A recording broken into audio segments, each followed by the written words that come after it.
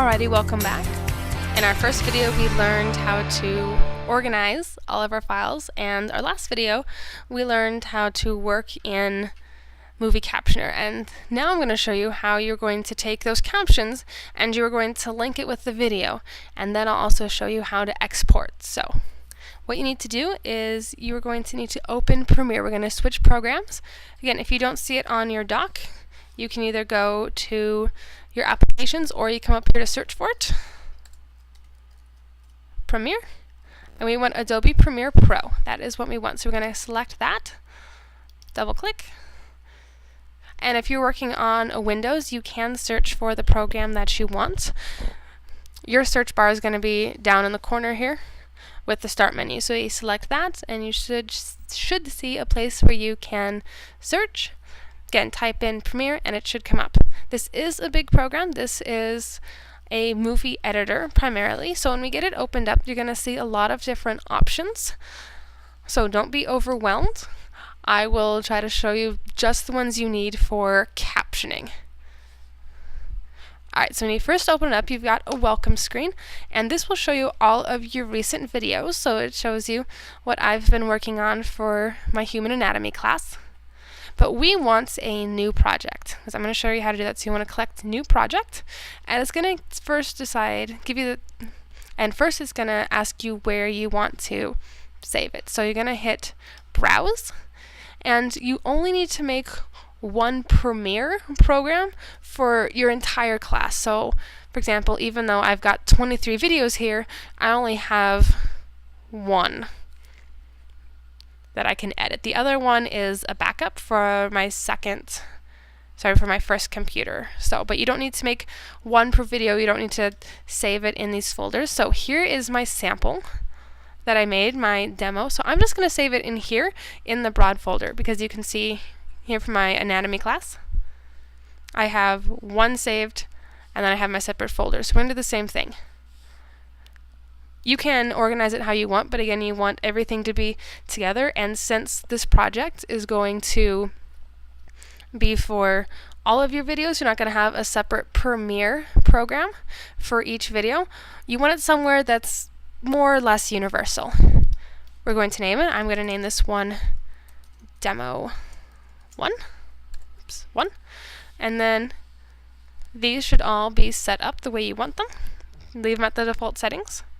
Hit OK, and now it's going to be saving your file. Now if you ever see this little wheel, that means that it is thinking. So here is our program. There's nothing in here yet, and there are a lot of things in here, so again, don't be overwhelmed, because this program is used for a huge variety of different video projects, and I'm going to just show you how to use this for captioning. So over here, this is what we call our library. This is where we're going to load all of our files into.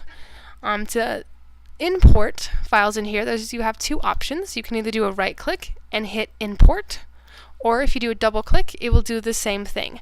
So now we're going to be importing the files that we need, and we're going to go find what we need. What we need is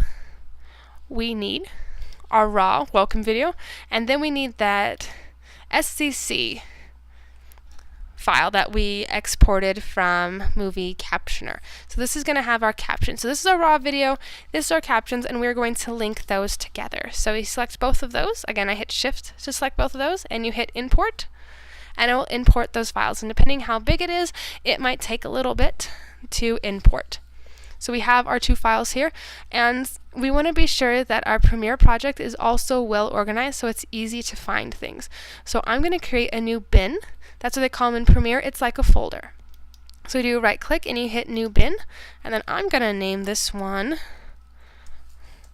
Bio 201 Welcome, because that's the name of my raw file. And then I'm going to select these two, and I'm going to drag them in here. So I have my raw video, and then I have my captions. Now, what I need to create next is what's called a sequence or a timeline. That way I have something I can actually edit my video in, because I don't want to actually edit my raw video. That would cause problems. So I'm going to do a right click. I have a ton of options here, but I am interested in new sequence from clip. So if you select that, it will load your video down here in our timeline area as a sequence. And the wonderful thing about this is since it made the sequence from the file, you don't need to worry about the settings. It read the settings for the file, it read the frame rate, it read the size of the video, it read the audio type, and it automatically set all those settings up when it created the sequence. So if you see here, if I drag this on or hit play here, we can see our raw video. There's no captions at this point. So this is where I'm going to actually be editing it. My raw file's still up here. So if you make changes on your sequence, it's not going to be making any changes to your raw video. Next, I want to be sure that I add my captions. So I'm going to drag my captions, click and drag. And I only have a few captions because I was only a few that we added. We didn't do the entire video. You're going to drag it on video 2. And so now you can see we have both our captions. You may notice that they look a little bit different. We don't have our black transparent background. That's okay. It just looks a little different because of how it is previewing the video, trying to preview it quickly. When you export it, it will look correct. So now when you first unload it, this one did it automatically, but sometimes it will not show you the captions automatically. So if you run into that, don't panic. Let me show you how you can view the captions, because you need to be sure the settings are set correctly. This one already has the settings set, but you may be working on a different computer than me, and you may have to adjust the settings. So if you come here, see how you've got this little wrench that is an icon for the settings. You select that, and you come to, where is it? Caption display. And we want to go here to settings. You want to be sure that you have it set for the CEA 608. You have several options, but you want to be sure that it's set there. Want to leave it there. You hit OK. And then you also have to be sure that your caption display is enabled. If you unselect that, suddenly my captions disappear. It will not display my captions in the preview. So we definitely want to see our captions. You hit enable, and you can see our little icon right there. Our words have come back. So now that you have them in here, I like to go through and proof the captions again, because every time I go through and preview the captions, I always find some mistakes and always fix those, and we want to be sure that we're having a good quality product. So the best way to do that, I'm going to show you a couple things. If you come over here to captions, you see we've got different tabs. We have our history tab, so it shows you all the changes that you've made, but we're mostly interested in the captions tab. If for some reason you don't see this, come up here to Windows, and this will show you all the things that are selected, all of the tools. So make sure that captions, see I can unselect it, and I thought it would go away. Never mind. I guess if it's not here, click on that, and it did not unselect it, so I guess it's stuck on there. So, but if you don't see it, you can go to Windows and hit Captions, and then that should appear on here. So basically only 4 windows we're interested in for captioning is our library. This is our preview screen, so it's going to show you a preview of what your final video is going to look like. And then also our caption screen. You don't see any captions right now because you have to actually select your captioning file, and then you can see the captions, and then it will show you all of the captions that you have. And the really neat thing about this is that it will let you change the times. It will give you options to change both the entrance and the exit time, which can be very helpful because sometimes the captions can get off, especially when you get to the end of the video. Sometimes they're off by a full second. So you definitely want to watch the video, make sure everything's the way you want it before you export. One last thing I want to show you that is very handy when you are editing these. If you come here, hit this little wrench. This is going to work on the settings for your timeline display. You select that, and you want to go down to expand all tracks.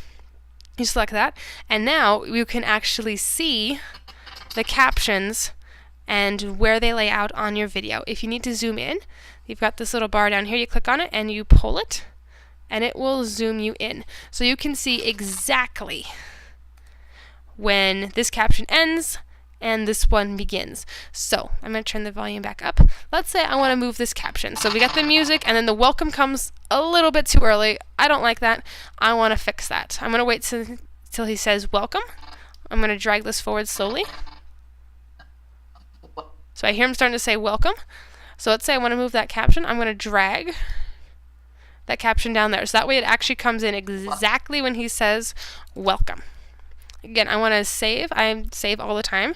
You can save by hitting Command S or coming up here to File and hitting Save. You want to save a lot in case for some reason the program closes. You don't want to lose your work. You can tell if you've saved because if you look up here, there's nothing, but if you make a change, suddenly you have a little star appears. That's a little indicator to say, hey, you haven't saved recently. You might want to do that.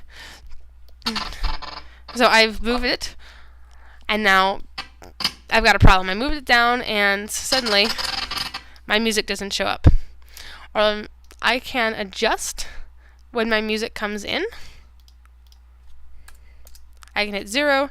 It's moved all the way back there.